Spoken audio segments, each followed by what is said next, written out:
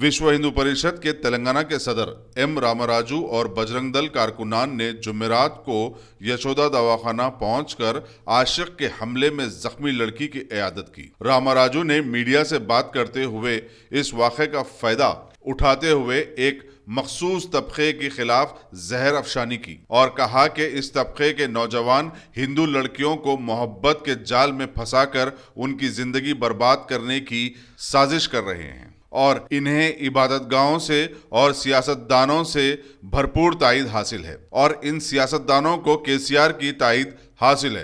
रामराजू को शायद ये नहीं मालूम कि केसीआर को मोदी की ताईद हासिल है और जो यूपी में औरतों के खिलाफ मजालिम ढाए जा रहे हैं, क्या उन्हें योगी की पुष्पनाई हासिल है? सिर्फ एक इंसिडेंट हुआ,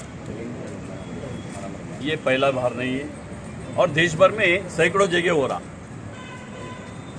और जो पीड़ित है वो हिंदू है और जो उसके ऊपर वार करने वाले एक प्रत्येक वर्ग के लोग हैं। ये क्यों हो रहा? ये विषय सरकार सोचने का है। सरकार इसके ऊपर बिल्कुल इन्वेस्टिगेशन करके एक्शन लेना है।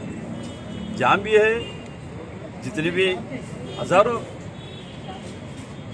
जब यहाँ से लेडीज़ को लेके जा रहे हैं, ये तो लव जिहाद है।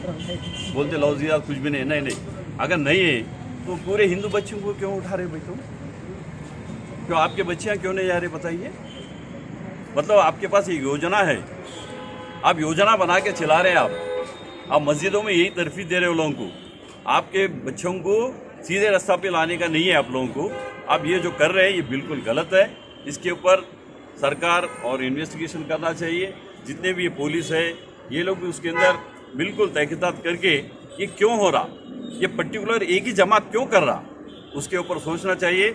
और ये जमात के जो बड़े लोग आए हैं वो लोग भी बाहर आना चाहिए। ऐसा नहीं करना चाहिए। अगर करेंगे तो बिल्कुल आगे जाने के बाद बहुत परेशानी की बात है। आज हिंदू तो जाग उठा है।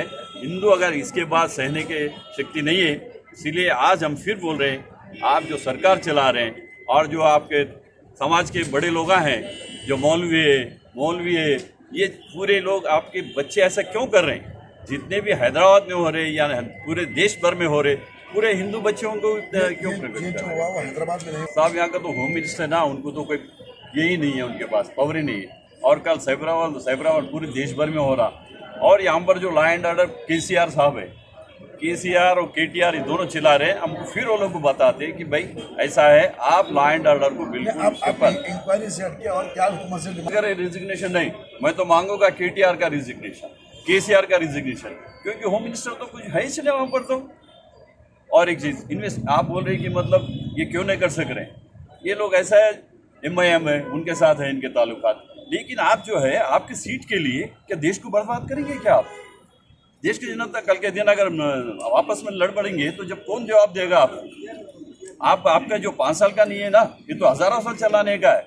और जब आपको मालूम हो रहा है ये पूरा जैसा हो रहा एक ही वर्ग के लोग कर रहे हैं, एक ही तबके के लोग कर रहे हैं, तो उसके लिए क्यों एक्शन नहीं लेते आप? और ये जो कल जो हुआ इंसिडेंट, वो तो बोल रहे कि हम तो पुलिस स्टेशन में 4 दिन के नीचे कंप्लेंट करें, तो उसको अरेस्ट क्यों नहीं करे भाई? उसको खुला क्यों घूमने दिया आप? पहला जहाँ भी कंप्लेंट आ रहा उसके ऊपर उसको अरेस्ट करिए आप। ये काउंसिलिंग छोड़िए, क्योंकि वो लोग बिल्कुल सोच समझ के आ रहे, एक योजना बना के आ रहे, प्लान के तहत आ रहे।